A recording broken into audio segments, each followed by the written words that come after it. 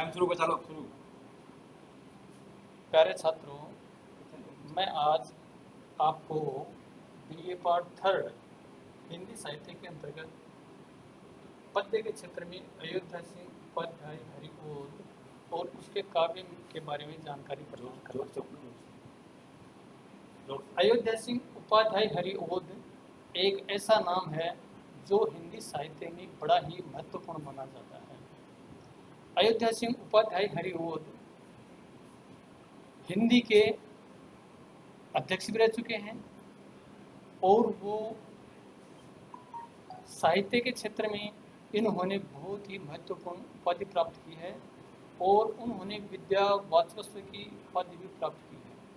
वैसे हरिओद की सबसे इम्पोर्टेंट जो रचना है वो है प्रिय प्रवास। प्रिय प्रवास के अलावा भी हरिओद जी ने कई प्रकार की रचनाएं लिखी हैं जो साहित्य की दृष्टि से बड़े ही महत्वपूर्ण मानी जाती है। अयोध्या सिंह उपाध्याय हरिओद का साहित्यिक दृष्टि से अगर अध्ययन किया जाए तो माना जाता है कि 1865 ईस्वी में उत्तर प्रदेश के आजमगढ़ के निजामाबाद जिले में इनका जन्म हुआ था और इन्होंने जन्म के बाद ही कई भाषाओं का अध्ययन कर लिया था और अध्ययन करने के बाद में इन्होंने गद्य और पद्य दोनों ही क्षेत्रों में अपनी रचनाएं प्रस्तुत की थी। वैसे तो अयोध्या सिंह उपाध्याय हरिओद का हिंदी साहित्य में आधुनिक काल में पदार्पण होता है, लेकिन इन्होंने आधुनिक काल में भारतेंदु युग, द्विवेदी युग, छायावादी युग और प्रगतिवादी युग तक अपनी लेखनी चलाई है। माना जाता है कि 1940 ईस्वी में इनका देहांत हो गया था, लेकिन देहांत होने से पहले गद्य और पद्य दोनों ही क्षेत्रों में इन्होंने खूब सारा साहित्य लिखा था। वैसे तो अगर आधुनिक काल को देखा जाए तो आधुनिक काल में गद्य का ही ज़्यादा विकास हुआ था, लेकिन गद्य के साथ साथ पद्य साहित्य भी लिखा गया था। जैसे मान लीजिए भारतेंदु युग था, भारतेंदु युग में गद्य बहुत ज़्यादा मात्रा में लिखा गया था। ये बात अलग है कि गद्य के क्षेत्र में त्रुटियाँ थी, कमियाँ थी, चाहे भाषा की दृष्टि से देख लीजिए, चाहे शैली की दृष्टि से देख लीजिए, चाहे अन्य दृष्टि से देख लीजिए, भारतेंदु युग के साहित्य में कुछ कमियां थी, लेकिन लिखा गया बहुत ज़्यादा मात्रा में था। यानी इसकी जो कमियां थी उस कमियों को द्विवेदी युग में इनको पूरा किया गया था। जो साहित्यिक दृष्टि से कमियां थी उसमें द्विवेदी ने यानी और उसके मंडल ने इन कमियों को दूर किया था। छायावादी युग में भी यानी ये साहित्य पद्य के क्षेत्र में खूब लिखा गया था, प्रगतिवाद में भी ये लिखा गया था, लेकिन वैसे अयोध्या सिंह उपाध्याय हरिओद यानी पद्य के क्षेत्र में ही बड़े ही इम्पोर्टेंट माने जाते हैं। वैसे गद्य में भी उनकी रचनाएं थी। ठेठ हिंदी का ठाठ एक गद्य रचना थी जिनमें इन्होंने गद्य के बारे में बड़ा ही विचार विमर्श प्रस्तुत किया है और इसमें गद्य के क्षेत्र में आने वाली यानी सभी बातों को स्वीकार किया है और माना है। वैसे पद्य के क्षेत्र में मैं आपको बताना चाहूँ तो पद्य के क्षेत्र में भारतेंदु युग वैसे तो गद्य का ही सर्वव्यापी युग था, लेकिन इसके साथ साथ भारतेंदु युग में गद्य और पद्य दोनों विचारधाराओं का विकास हुआ और दोनों ही मात्राओं में गद्य और पद्य लिखा गया था। द्विवेदी युग की बात करें तो द्विवेदी युग में भी गद्य और पद्य दोनों ही विधाओं में ये साहित्य लिखा गया था। छायावादी युग में माना जाता है कि गद्य कम लिखा गया था और पद्य ज़्यादा लिखा गया था। तो ये छायावादी युग गद्य और पद्य दोनों ही युगों में सम्मिलित था। प्रगतिवाद में भी अगर देखें तो प्रगति को लेकर के व्यक्तित्व विकास को लेकर के व्यक्ति की विचारधारा को लेकर के गद्य और पद्य दोनों ही विधाओं में लेखनी चली थी। लेकिन मैं बात करना चाहूँगा अयोध्या सिंह उपाध्याय हरिओद। वैसे तो हरिओद जी पद्य के ही कवि माने जाते हैं, लेकिन पद्य के क्षेत्र में भी इनके बारे में कहा जाता है कि अयोध्या सिंह उपाध्याय हरिओद पर रीति काल के कवियों का ज़्यादा प्रभाव था। तो रीतिकाल के कवियों ने पद्य के क्षेत्र में साहित्य के जो अंग थे, जैसे मान लीजिए भाषा थी, शैली थी, छंद थे, अलंकार थे, भाव थे, रस थे, उनको ज़्यादा महत्व दिया था। उसी भांति रीतिकालीन कवियों के समान ही अयोध्या सिंह उपाध्याय हरिओद ने अपने काव्य में यानी रसों को ज़्यादा महत्व दिया, छंदों को महत्व दिया, अलंकारों को महत्व दिया, भावों को महत्व दिया और रसों को महत्व दिया। इनके देने का मुख्य कारण क्या था? इनका मुख्य कारण ये था कि हरिओद जी पर यानी रीतिकालीन कवियों का ही प्रभाव माना जाता है और इन कवियों को ध्यान में रख करके, इनकी परंपरा को ध्यान में रख करके इन्होंने अपने लेखनी चलाई थी। जैसे हरिओद जी की रचनाओं के बारे में मैं आपको पद्य के क्षेत्र में बताऊं तो हरिओद जी ने अयोध्या सिंह उपाध्याय हरिओद ने यानी प्रिय प्रवास, जो कि हिंदी साहित्य की बड़ी ही महत्वपूर्ण रचना मानी जाती है, और खड़ी बोली का प्रथम महाकाव्य भी इस रचना को माना जाता है, जिसको इन्होंने 1914 या 15 ईस्वी के आसपास लिखा था। इसके अलावा हरिओद जी ने पद्य के क्षेत्र में पद्य प्रसून यानी 1925 ईस्वी में ये रचना लिखी थी, जो साहित्य की दृष्टि से ये रचना भी बड़ी ही महत्वपूर्ण थी। इसके अलावा चुपते चौपते, चोखे चौपते और सिरवे चौपदे भी यानी इनके द्वारा लिखी गई पद्य की रचनाएं थी, जिसमें यानी इन्होंने 1932 में इनकी रचना करी थी। और बोलचाल है, रास कलश है और वैदेही वनवास 1940 में ये लिखी गई थी, जो प्रिय प्रवास बड़ी ही इम्पोर्टेंट थी। वैदेही वनवास भी इनकी बहुत ही इम्पोर्टेंट रचना थी। इन रचनाओं में इन्होंने यानी कई अलंकारों का प्रयोग किया है, कई छंदों का प्रयोग किया है।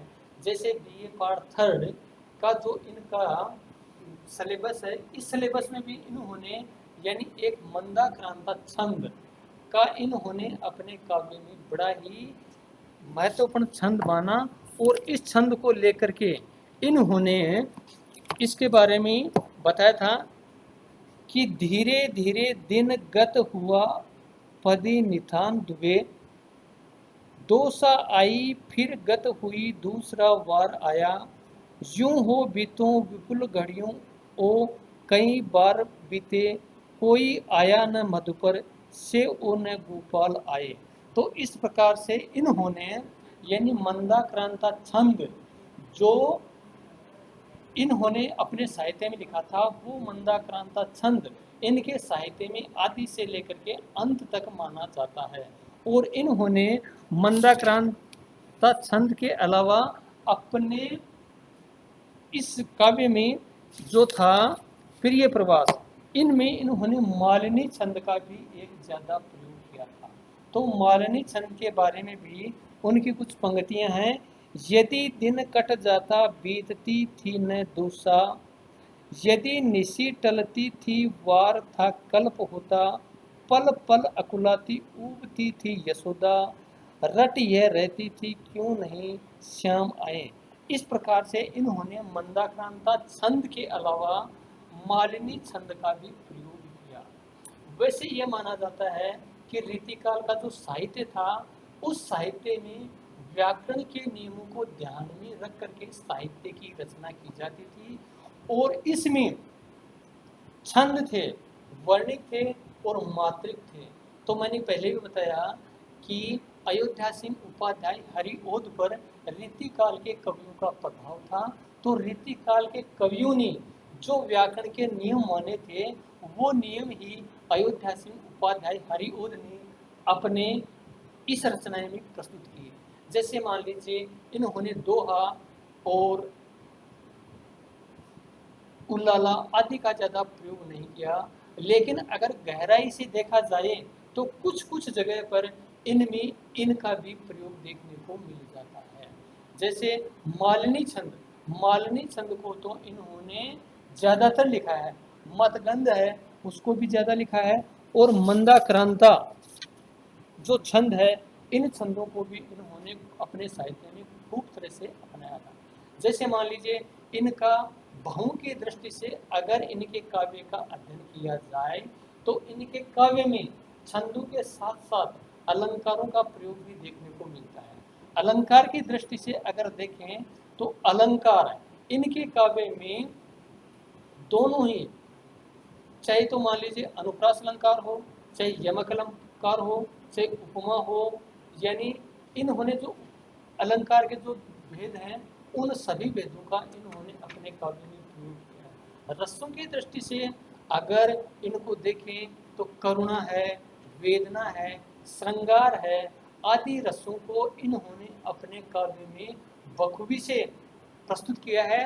और इसके साथ ही इन्होंने व्याकरण के जो नियम थे, जो रीतिकाल के नियम थे, रीतिकालीन कवियों ने अपनाया था, वो ही इन्होंने अपने पद्य साहित्य में रचना की थी। जैसे वैदेही वनवास, वैदेही वनवास का मतलब है सीता जी का जो वनवास था, उस वनवास के अंतर्गत उनकी अन्य पात्रों से जो वार्तालाप होता था और वार्तालाप के माध्यम से उनकी जो क्या स्थिति होती थी, इस स्थिति का भी अयोध्या सिंह उपाध्याय हरिउद ने यानी अपने काव्य में प्रकट करके इनको रसों में, छंद में बांधा है, जो साहित्य की दृष्टि से बड़ा ही इम्पोर्टेंट है। और इन्होंने वैदेही वनवास, प्रिय प्रवास, ठेठ हिंदी का ठाठ, इसमें गद्य और पद्य दोनों का प्रयोग किया गया था। लेकिन वैदेही वनवास तो इनकी महत्वपूर्ण रचना मानी गई है। और जैसे मान लीजिए आदिकाल था, आदिकाल 1843 से शुरू होकर के 1900 ईस्वी तक जो भारतेंदु युग माना जाता है, इस युग में भी इनका पदार्पण हुआ था। इन्होंने गद्य की रचनाएं लिखी, पद्य की रचनाएं लिखी, लेकिन भारतेंदु युग में इनका ज़्यादा कोई प्रभाव विकसित न हो पाया था। लेकिन भारतेंदु के बाद जैसे ही द्विवेदी युग आया और महावीर प्रसाद द्विवेदी और उसकी मंडली ने यानी गद्य के क्षेत्र में काम करने वालों का अलग काम और पद्य के क्षेत्र में काम करने वालों के अलग काम था।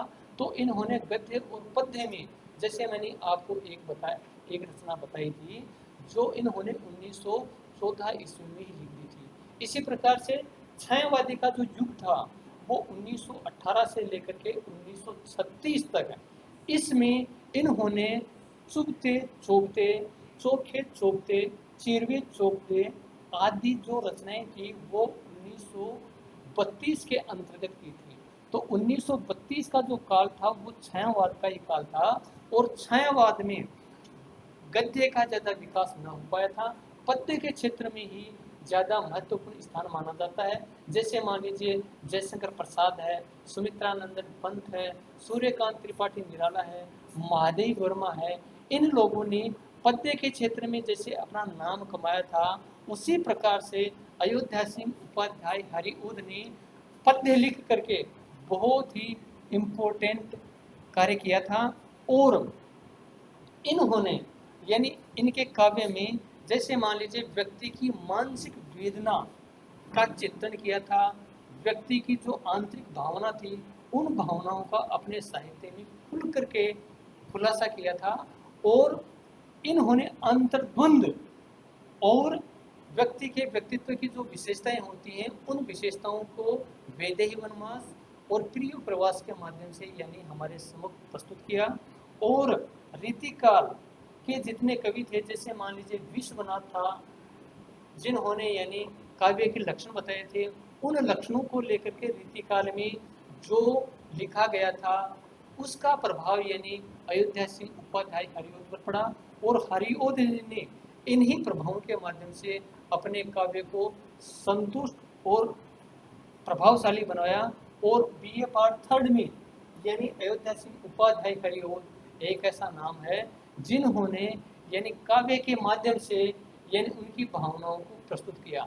जैसे मान लीजिए वैदेही वनवास, वैदेही वनवास पद्य की रचना है, लेकिन पद्य की रचना में यानी इन्होंने पद्य के जो गुण होते हैं, जैसे मान लीजिए अलंकार होते हैं, रस होते हैं, भाव होते हैं, इन्हीं को अपनी रचनाओं में प्रस्तुति दे करके बहुत अच्छा कार्य किया था।